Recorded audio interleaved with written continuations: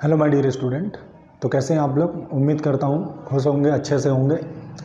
तो आज का हमारा डायनेमिक ऑफ मशीन में जो टॉपिक है वो है फ्लाईव्हील का। नेक्स्ट टॉपिक है determination of maximum fluctuation of energy. ये मैं बार बार आपको बता रहा हूँ कि ये जो चैप्टर है ये दोनों ही ब्रांच में, ऑटोमोबाइल एंड प्रोडक्शन इंजीनियरिंग में कॉमन है। ठीक है, ये जो चैप्टर है फ्लाईव्हील का, ऑटोमोबाइल में डिजाइन ऑफ ऑटोमोटिव पार्ट्स का सेकंड चैप्टर है और डायनेमिक ऑफ मशीन का भी सेकंड चैप्टर है जो कि प्रोडक्शन इंजीनियरिंग में पढ़ा जाता है। तो आज हम जो देखेंगे वो fluctuation of determination of maximum fluctuation of energy देखेंगे। ठीक है, कैसे इसको कैलकुलेट करते हैं। ठीक है, स्टेप बाय स्टेप मैं आपको बताऊंगा। ठीक है, ये बहुत सिंपल है, बस आपको प्लस और माइनस करना है। अगर ये प्लस माइनस आपको करना आता है तो ये आपको आता है, समझिए। ठीक है, तो मैं आपको बस इसका थोड़ा सा हिंट दूंगा, या आप खुद पे खुद कर देंगे। तो शुरू करते हैं आज का वीडियो। मेरा नाम है मोहम्मद सद्दाम और मैं आप सभी का अपने यूट्यूब चैनल द मैक मस्ती पर स्वागत करता हूँ। ठीक है, तो determination of maximum fluctuation of energy से पहले मैं आपको बताऊंगा कि फ्लक्चुएशन ऑफ एनर्जी क्या होता है और फ्लक्चुएशन ऑफ स्पीड क्या होता है। ठीक है, तो फ्लक्चुएशन ऑफ एनर्जी क्या होता है, सिंपल सी बात है। मैंने आपको उस दिन बताया था लास्ट वीडियो में कि एक जब हम ग्राफ ड्रॉ करते हैं, टर्निंग मूवमेंट ग्राफ ड्रॉ करते हैं, टर्निंग मूवमेंट और क्रैंक एंगल के बीच में ग्राफ ड्रॉ करते हैं, तो जो ये लाइन बनती है जिसके ऊपर ये ग्राफ फ्लक्चुएट करता है, उस लाइन को हम क्या बोलते हैं? मीन टॉर्क लाइन या फिर एवरेज टॉर्क लाइन बोलते हैं। औसतन जो टॉर्क लाइन होती है वो ये होती है, मतलब इसी लाइन के ऊपर नीचे हमारा ग्राफ बनेगा। ठीक है, कहीं मैक्सिमम होगा, कहीं मिनिमम होगा। ठीक है, तो फ्लक्चुएशन ऑफ एनर्जी क्या होता है? फ्लक्चुएशन ऑफ एनर्जी भी यही चीज़ है कि मीन टॉर्क लाइन से कितनी एनर्जी ऊपर जा रही है, कितना नीचे आ रहा है, वही हमारा क्या कहलाता है? फ्लक्चुएशन ऑफ एनर्जी कहलाता है। ठीक है, कब फ्लक्चुएट होगा एनर्जी? जब एनर्जी हमारा पावर स्ट्रोक में कम बन रहा है या ज़्यादा बन जाएगा। ज़्यादा बन जाएगा, कम बन जाएगा, तो उनके बीच में जो ग्राफ बनेगा वो फ्लक्चुएट बनेगा, क्योंकि हमें पता है कि इंजन जो है वो कॉन्स्टेंट अमाउंट या फिर यूनिफॉर्म अमाउंट पे एनर्जी तो बनाएगा नहीं, वो कभी ज़्यादा बनाएगा कभी कम बनाएगा। तो एनर्जी सिंपल सी बात है, कम ज़्यादा कम ज़्यादा कम ज़्यादा होगी और वो फ्लक्चुएट करेगा। तो इसे को हम क्या बोलते हैं? Fluctuation of energy. ठीक है, किसका? इंजन के एनर्जी का। इसी तरह स्पीड, फ्लक्चुएशन ऑफ स्पीड क्या है? जब एनर्जी जब फ्लक्चुएट कर रही है, सिंपल सी बात है, जब पावर स्ट्रोक में एनर्जी बराबर हर स्ट्रोक में बनी नहीं रही है तो फ्लक्चुएट तो करेगी। ठीक है, तो इसी तरह जब एनर्जी कम और ज़्यादा बन रही है तो उसकी स्पीड भी क्या होगी? इंजन की स्पीड जब एनर्जी ज़्यादा बन जाएगी तो ज़्यादा हो जाएगी, कम बनेगी तो कम हो जाएगी। तो इंजन की जो स्पीड होगी वो भी फ्लक्चुएट करेगी। ठीक है, तो ग्राफ में जब हम उसको ड्रॉ कर देते हैं तो क्या हो जाता है? वो फ्लक्चुएशन ऑफ स्पीड वहाँ से हम देख सकते हैं। तो ठीक है, तो दोनों चीज़ें, फ्लक्चुएशन ऑफ स्पीड और फ्लक्चुएशन ऑफ एनर्जी, आपको क्लियर हुआ होगा। ठीक है, ये सब चीज़ें मैंने प्रीवियस वीडियो में भी बताया था। जिसने मिस किया है वो उस वीडियो को जाकर कंप्लीट देखें और इस वीडियो को कंप्लीट देखें, जिससे कि ये प्रोसेस आपको समझ आ सके। ठीक है, तो अब देखिए determination of maximum fluctuation of energy क्या होता है। अच्छा ठीक है, फ्लक्चुएशन ऑफ एनर्जी मैंने आपको बताया, फ्लक्चुएशन ऑफ स्पीड भी मैंने आपको बताया। अब इसमें एक टर्म आ रहा है कि मैक्सिमम फ्लक्चुएशन ऑफ एनर्जी क्या है। मैक्सिमम फ्लक्चुएशन ऑफ एनर्जी क्या होता है? तो एक डायग्राम से मैं आपको बताने की कोशिश करता हूँ। मान लेते हैं एक टर्निंग मूवमेंट डायग्राम है और एनर्जी ऐसे फ्लक्चुएट हो रही है, एनर्जी ऐसे फ्लक्चुएट हो रही है। तो किसी बिंदु पर मान लो एक पॉइंट है, ये पॉइंट है, ये पॉइंट है, ये, तो किसी पॉइंट पे तो एनर्जी मैक्सिमम होगी ना, हो सकता है यहाँ पे हो, यहाँ पे हो, यहाँ पे हो, और किसी पॉइंट पे मिनिमम भी होगी, किसी पॉइंट पे क्या होगी? मिनिमम एनर्जी भी होगी। तो जो डिफरेंस होगा उन दोनों का, जो डिफरेंस होगा मैक्सिमम एनर्जी माइनस जो मिनिमम एनर्जी होगा, मिनिमम एनर्जी, इसी को हम क्या बोलते हैं? Maximum fluctuation of energy. Fluctuation of energy, इसी को हम क्या बोलते हैं? Maximum fluctuation of energy. ठीक है, मतलब मैक्सिमम माइनस जो मिनिमम होगा वही क्या कहलाएगा? हमारा मैक्सिमम फ्लक्चुएशन ऑफ एनर्जी कहलाएगा। Same maximum fluctuation of speed क्या कहलाएगा? मैक्सिमम फ्लक्चुएशन ऑफ स्पीड क्या कहलाएगा? ये भी क्या कहलाएगा? Maximum speed minus minimum speed. ठीक है, तो दो चीज़ें यहाँ से क्लियर हो गई, नोट डाउन कर लेंगे आप लोग कि मैक्सिमम फ्लक्चुएशन ऑफ एनर्जी क्या होता है? Maximum energy minus minimum energy, और मैक्सिमम फ्लक्चुएशन ऑफ स्पीड क्या होता है? आपका maximum speed minus minimum speed होता है। ठीक है, अब इस फ्लक्चुएशन का हिंदी होता है उतार चढ़ाव। ठीक है, तो ये चीज़ें आपको समझ में आई होगी। अब इसको शुरू करते हैं कि ये क्या है। हम determination of maximum fluctuation of energy, मतलब हम ये कैसे कैलकुलेट करेंगे, ये कैसे कैलकुलेट करेंगे कि मैक्सिमम फ्लक्चुएशन ऑफ एनर्जी, जिसको हम अगर सिंबल से दिखाएंगे तो डेल्टा ई दिखाएंगे, डेल्टा ई, ठीक है। और वैसे क्या हो जाएगा, ई मैक्स माइनस ई मीन, ठीक है, ई मैक्स माइनस ई मीन, ठीक है। तो ये चीज़ें हो गई, आपको यही हमको कैलकुलेट करना है इसमें। और कैसे कैलकुलेट करते हैं न्यूमेरिकल पॉइंट ऑफ व्यू से भी बहुत इंपॉर्टेंट है। तो ये देख लेते हैं हम कैसे कैलकुलेट करते हैं। इसको मैं रफ कर देता हूँ और ये जो हमारा मेन टॉपिक है उसको हम पढ़ेंगे, ठीक है। तो ये दोनों चीज़ें मैंने होपफुली आपने नोट कर ली होंगी, ठीक है।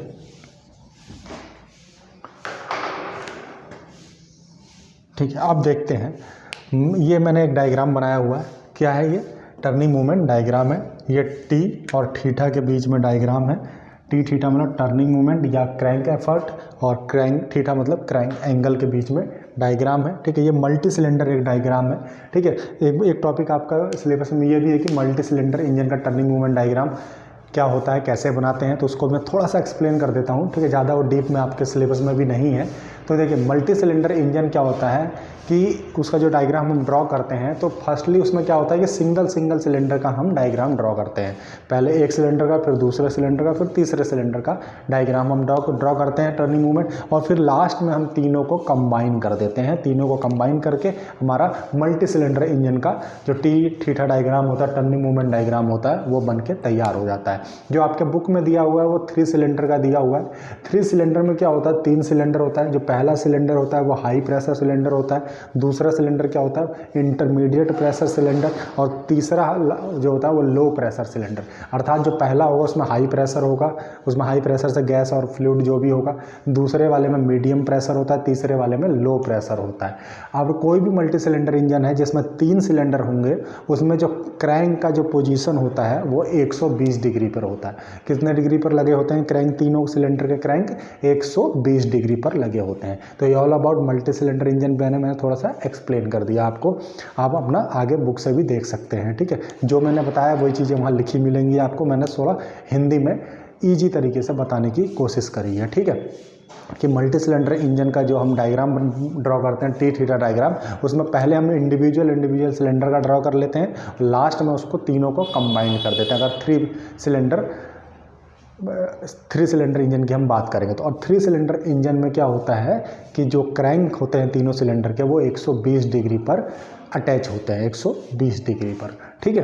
तो अब हम इसको देखते हैं कि मैक्सिमम डिटर्मिनेंस कैसे डिटरमाइन करेंगे मैक्सिमम फ्लक्चुएशन ऑफ एनर्जी। तो मैं इसमें देखिए, ये वाई एक्सिस है, ये एक्स एक्सिस है। एक्स एक्सिस पे मैंने क्रैंक एंगल दिखाया हुआ है, और वाई एक्सिस पे मैंने क्या दिखा रखा है, टर्निंग मूवमेंट डायग्राम दिखा रखा है, ठीक है। तो सॉरी, टर्निंग मूवमेंट दिखा रखा है, मतलब टर्निंग क्रैंक एफर्ट या टर्निंग मूवमेंट कह सकते हैं आप, ठीक है। तो अब इसमें जो ये लाइन है A B C D E F G, ये लाइन क्या है? इस लाइन को हम बोलेंगे मीन टॉर्क लाइन। इस लाइन को मैंने बार बार बोल रहा हूँ, क्या बोलेंगे? मीन टॉर्क लाइन, ठीक है। अब देखिए A1 A2 A3 A4 A5 A6, ये क्या है हमारे? ये ग्राफ बना है, ये एनर्जी का फ्लक्चुएशन है।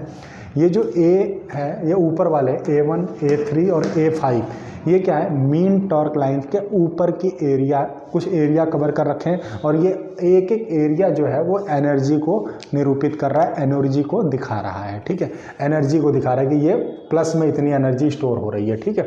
माइनस में मतलब दे रहा है इंजन को, ठीक है, रिलीज कर रहा है वो कर A2 A4 और A6। इससे इस एरिया से इसको दिखाया गया कि इतनी एनर्जी वो रिलीज कर रहा है, ठीक है। अब मैं मान लेता हूँ कि पॉइंट ई पे हमें एनर्जी तो कैलकुलेट करनी है कि कहाँ, किस बिंदु पर मैक्सिमम है, किस बिंदु पर मिनिमम है। और लास्ट में जब हमें मैक्सिमम और मिनिमम मिल जाएगा तो हम क्या निकाल लेंगे? मैक्सिमम फ्लक्चुएशन ऑफ एनर्जी निकाल लेंगे, और यही हमको निकालना है, ठीक है। तो मैं यहाँ मान लेता हूँ let energy at point A equal to E, क्या है? ई है। एनर्जी को ई से निरूपित करते हैं, तो मैं मान लेता हूँ कि ए पॉइंट पर जो एनर्जी है वो ई है, ठीक है, क्योंकि हमें तो वैल्यू पता नहीं है, ई है, ठीक है। इसी तरह आप क्या लेंगे? एट पॉइंट बी पर कितनी एनर्जी होगी? एट पॉइंट बी, देखिए मैं यहाँ पे ई थी और यहाँ आ गया मैं, ठीक है। और इस लाइन के ऊपर आपको पता है एक्सिस हम पढ़ते हैं, ये वाला एक्सिस पढ़ते हैं ना कि ये पॉजिटिव होता है, ये पॉजिटिव होता है, ये निगेटिव। तो ये वाली तो लाइन है, ये मीन टॉर्क लाइन वाली, ये वाली तो लाइन मैंने यहाँ ड्रॉ करी है मीन टॉर्क लाइन। तो जब इसके ऊपर ग्राफ बनेगा तो पॉजिटिव और इसके नीचे बनेगा तो निगेटिव। तो जोड़ना घटाना है, मैंने शुरू में ही आपको बोला क्या, जोड़ना घटाना है, ठीक है।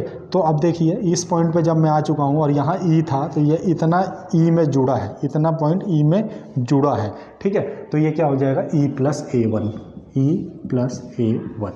ठीक है। बात समझ में आई। आप एट पॉइंट एनर्जी आगे लिख लेंगे, एनर्जी एट पॉइंट सी पर कितनी एनर्जी होगी। अब देखिए यहाँ पहुँच गया मैं, अब यहाँ से यहाँ तक क्या है, एक माइनस हम एनर्जी रिलीज करवा रहे हैं, मतलब माइनस पोजीशन, माइनस रीजन में चला गया तो क्या होगा, ई ए पॉइंट पर तो ई था ही, इस पॉइंट पर क्या हो गया था, A1 भी आ गया था, ठीक है। इस पॉइंट पर -A2। इसी तरह energy at point D, energy at point D मतलब सी तक तो हम बात कर चुके हैं। सी तक क्या आ रखा है, AE1 + A1 - A2। और देखिए जब डी पे हम पहुंच रहे हैं तो ये ऊपर है, मतलब सी से डी के बीच में ऊपर है, मतलब A3 ऐड हो रहा है, A3 ऐड होगा, ठीक है, A3 ऐड होगा। अब energy at point E, energy at point ई, तो डी तक तो हम निकाल चुके हैं, यही है, ठीक है।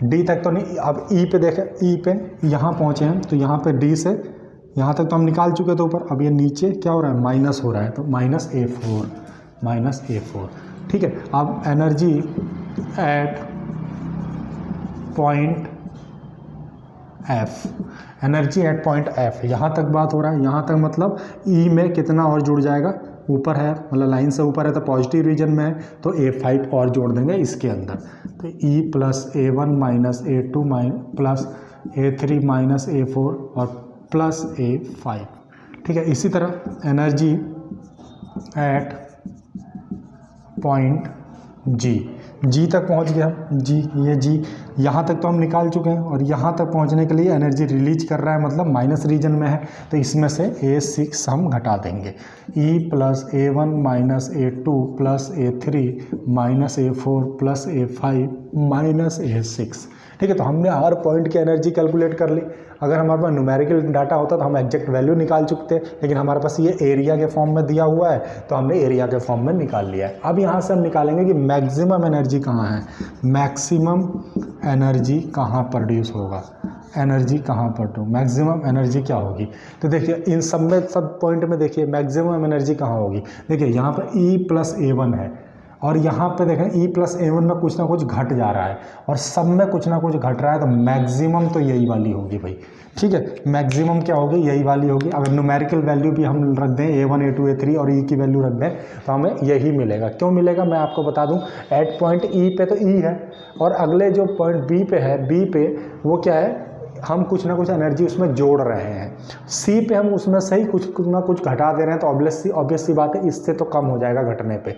फिर अगले में भी कुछ जोड़ रहे हैं, कुछ घटा रहे हैं, कुछ जोड़ रहे हैं, कुछ घटा रहे हैं, तो सबसे ज़्यादा तो इसी पे होगा। तो मैक्सिमम एनर्जी कहाँ होगा, एट पॉइंट बी, और वो क्या है हमारा E + A1, यही होगा, ठीक है। अब मिनिमम एनर्जी क्या हो जाएगी, देखिए मिनिमम एनर्जी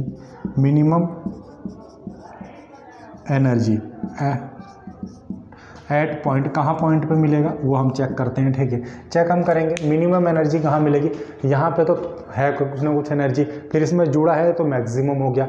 अब यहाँ कुछ ना कुछ घट गया, मतलब अब मिनिमम शुरू हो रहा है, ठीक है। यहाँ पे कुछ ना कुछ ऐड हो गया, फिर यहाँ कुछ ना कुछ घट रहा है, फिर यहाँ पे कुछ ना कुछ घट रहा है, मतलब जो मिनिमम एनर्जी होगी लास्ट के 2 टर्म में ही हमको मिलेगी, लास्ट के ही 2 टर्म में मिलेगी जहाँ हमारा खत्म हो रहा है। अब इन 2 टर्म को ही कंपैरिजन करो, या तो न्यूमेरिकल वैल्यू है तो हम निकाल सकते हैं, अगर आपको समझ में नहीं आ रहा तो A1 A2 की वैल्यू पहले लिख लीजिए A से 6 तक, और E की वैल्यू कुछ मान लीजिए 50 60, A की 10, A2 की 20, ऐसा कुछ ना कुछ मान लीजिए, फिर कैलकुलेट करके देख लीजिए, सबका वैल्यू न्यूमेरिकल वैल्यू आ जाएगी वहाँ से हमें पता चल जाएगा, जैसा कि हम न्यूमेरिकल में करते हैं, ठीक है। तो इन दोनों में देखिए एक प्लस का टर्म है, एक प्लस का टर्म है, एक प्लस का टर्म है, ठीक है। एक माइनस का टर्म है, एक माइनस का टर्म है, एक माइनस का टर्म, मतलब 3 प्लस है 3 माइनस है। और इसमें देखिए एक प्लस एक प्लस एक प्लस, 3 प्लस हो रहे हैं और एक माइनस एक माइनस, 2 माइनस। तो ऑब्वियस सी बात है जो मिनिमम होगा वो हमारा एफ में होगा। किस में होगा? At point F. और वो क्या है हमारा एफ पॉइंट पे? एफ पॉइंट पे है हमारा E plus A1 minus A2 plus A3 minus A4 और प्लस A5। ठीक है, जब ये हमारे पॉइंट कैलकुलेट हो गए, मिनिमम और मैक्सिमम निकल गए, तो हम मैक्सिमम फ्लक्चुएशन ऑफ एनर्जी निकाल सकते हैं। मैक्सिमम फ्लक्चुएशन ऑफ एनर्जी क्या हो जाएगा हमारा? डेल्टा ई, और maximum fluctuation of energy, maximum fluctuation of energy delta E equals to क्या हो जाएगा भाई? E max minus E mean, E max minus E mean. अब इस मैक्स को और इस मैक्स में से ये वाला घटा दीजिए, तो हमारा क्या निकल के आ जाएगा? हमारे वही निकल के आ जाएगा जो हमें चाहिए। तो डेल्टा ई बराबर क्या हो जाएगा? ई प्लस A1, फिर ये घटाना है हमको, ई plus A1 minus A2 plus A3 minus A4 plus A5। ठीक है, ये घटा देंगे। तो ये जब घटाएंगे तो आप कैलकुलेट करेंगे तो ये A से A कटेगा, क्योंकि ये माइनस अंदर जाएगा, तो और ये E से E भी कट जाएगा। ठीक है, तो ये क्या बचेगा? ये माइनस से ये प्लस A2, और ये माइनस से ये माइनस हो जाएगा A3, फिर अगला क्या हो जाएगा? Plus A4 minus A5। तो ये क्या हमारा आ जाएगा? Maximum fluctuation of energy. ठीक है, अब न्यूमेरिकल वैल्यू रहता तो हम कैलकुलेट कर सकते थे। ठीक है, तो कैसे हमको कैलकुलेट करना है, क्या फॉर्मूला हमको यूज करना है, वो मैंने आपको बता दिया है कि फ्लक्चुएशन ऑफ एनर्जी क्या होता है? फ्लक्चुएशन ऑफ एनर्जी क्या होता है? मैक्सिमम फ्लक्चुएशन ऑफ एनर्जी क्या होता है हमारा? मैक्स माइनस मिनिमम, और मैक्स माइनस मिनिमम हम इस प्रोसेस से निकाल सकते हैं किसी भी ग्राफ से। ठीक है, तो उम्मीद करता हूँ यहाँ तक आपको समझ में आई होगी चीज़ें। ठीक है, इसमें 2 टर्म और आते हैं, coefficient of fluctuation of speed और coefficient of fluctuation of energy. ठीक है, तो उन दोनों को भी मैं आपको यहाँ बता देता हूँ, क्योंकि उसके बाद फिर हम एक डेरिवेशन करेंगे मैक्सिमम फ्लक्चुएशन ऑफ एनर्जी का, जो कि नेक्स्ट वीडियो में करेंगे। तो इस ग्राफ को मैं मिटा रहा हूँ, होपफुली आपने इसको स्क्रीनशॉट लेके या ड्रॉ कर लिया होगा। ठीक है, तो 2 जो टर्म है उसको भी मैं कैलकुलेट कर देता हूँ यहाँ पे, उसको भी मैं आपको यहाँ बता देता हूँ। ठीक है, देखिए वो 2 टर्मिनोलॉजीज़ हैं, क्या है? फ्लाईव्हील की टर्मिनोलॉजी हैं, उसको भी आप देखेंगे। ठीक है, क्या है पहला टर्मिनोलॉजी? क्या है हमारा पहला जो है, पहला है वो है कोफिशिएंट ऑफ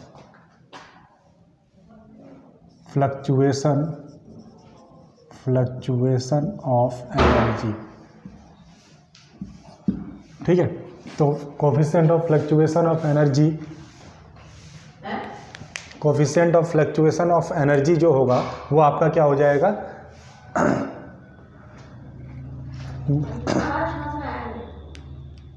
ठीक है, तो आज के लिए हम इतना ही करते हैं, क्योंकि अभी कुछ डिस्टर्बेंस हो रखा है। ठीक है, तो जो ये टॉपिक है वो मैं आपको नेक्स्ट वीडियो में करूँगा। तो आज के लिए इतना ही, थैंक यू। ठीक है।